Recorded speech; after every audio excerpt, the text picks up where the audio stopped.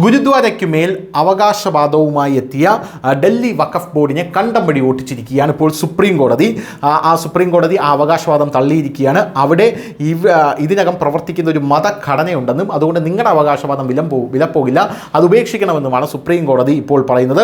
2010 September 24 Delhi ഹൈക്കോടതി തങ്ങളുടെ അവകാശവാദം തള്ളിക്കളഞ്ഞ ഉത്തരവിനെതിരെ ബോർഡ് സമർപ്പിച്ച 2012 അപ്പീൽ ജസ്റ്റിസുമാരായിട്ടുള്ള സഞ്ജയ് കരോൾ, എസ് ശർമ്മ എന്നിവരടങ്ങിയ ബെഞ്ച് ഇത് പരിഗണിക്കുകയായിരുന്നു. എന്തായാലും തലസ്ഥാനത്തെ ഒരു ഗുരുദ്വാരയ്ക്ക് മേലുള്ള ഡൽഹി വഖഫ് ബോർഡിൻ്റെ അവകാശവാദമാണ് സുപ്രീം കോടതി ബുധനാഴ്ച തള്ളിക്കളഞ്ഞത്. സ്വാതന്ത്ര്യലബ്ധിക്ക് ശേഷം സിഖ് മത ആരാധനാലയം അവിടെ നിലവിലുണ്ടെന്ന് വ്യക്തമായാൽ ബോർഡ് അവകാശവാദം ഉപേക്ഷിക്കേണ്ടതായിരുന്നുവെന്നാണ് കോടതി നിരീക്ഷിച്ചത്. 2010 സെപ്റ്റംബർ 24 ഡൽഹി ഹൈക്കോടതി തങ്ങളുടെ അവകാശവാദം തള്ളിക്കളഞ്ഞ ഉത്തരവിനെതിരെ ബോർഡ് സമർപ്പിച്ച 2012 അപ്പീൽ ജസ്റ്റിസുമാരായിട്ടുള്ള സഞ്ജയ് കരോൾ, എസ് ശർമ്മ എന്നിവരടങ്ങിയ ബെഞ്ച് പരിഗണിക്കുകയായിരുന്നു. പ്രതിയായിട്ടുള്ള ഹിറ സിംഗിനെതിരെ കൈവശാവകാശ കേസ് ഫയൽ ചെയ്തിട്ടുണ്ടെന്ന് വഖഫ് ബോർഡിന് വേണ്ടി ഹാജരായ അഭിഭാഷകൻ പറഞ്ഞു. തർക്കത്തിലുള്ള സ്വത്ത്, അതായത് ഷഹാദ്രയിലെ ഓർഡൻപൂർ ഗ്രാമത്തിലെ ഒരു പള്ളി വഖഫ് സ്വത്താണെന്നും പണ്ട് മുതലേ വഖഫായി ഉപയോഗിച്ചു വരികയായിരുന്നുവെന്നും ഹർജിയിൽ അവകാശപ്പെട്ടു.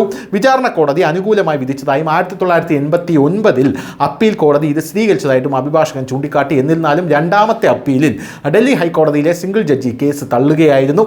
കീഴ്ക്കോടതികൾ സ്ഥലത്ത് ഒരു പള്ളി ഉണ്ടായിരുന്നുവെന്ന് വിധിച്ചിരുന്നുവെന്നും എന്നാൽ ഇവിടെ ഇപ്പോൾ ഗുരുദ്വാരയാണ് എന്നും അദ്ദേഹം വാദിച്ചു. ജസ്റ്റിസ് ശർമ്മയുടെ വാക്കുകൾ ഇത്തരത്തിലായിരുന്നു: ഏതെങ്കിലും തരത്തിലുള്ള ഗുരുദ്വാരയല്ല, മറിച്ച് ശരിയായി പ്രവർത്തിക്കുന്ന ഒരു ഗുരുദ്വാര.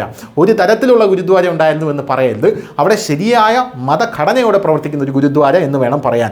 ഒരിക്കലൊരു ഗുരുദ്വാര ഉണ്ടായാൽ അത് അങ്ങനെ തന്നെ ആകട്ടെ, അവിടെ ഒരു മതഘടന ഇതിനകം തന്നെ പ്രവർത്തിക്കുന്നുണ്ട്. നിങ്ങൾ ആ അവകാശവാദം ഉപേക്ഷിക്കണം എന്നാണ് വഖഫ് ബോർഡിനെ കണ്ടം വഴി ഓടിച്ചുകൊണ്ട് ജസ്റ്റിസ് പറഞ്ഞത്. സ്വത്തിന്മേലുള്ള ബോർഡിൻ്റെ അവകാശവാദത്തെ എതിർത്ത് പ്രതിയായ ഹിര സിംഗ് ഇത് വഖഫ് സ്വത്തല്ലെന്നും ഉടമയായിട്ടുള്ള മുഹമ്മദ് അഹ്സാൻ 1953 അത് തനിക്ക് വിറ്റുവെന്നും വാദിച്ചു. തർക്കത്തിലുള്ള സ്ഥലം ഒരു ഗുരുദ്വാരയായി ഉപയോഗിക്കുന്നുണ്ടെന്ന് അദ്ദേഹം പറഞ്ഞിട്ടുണ്ട്.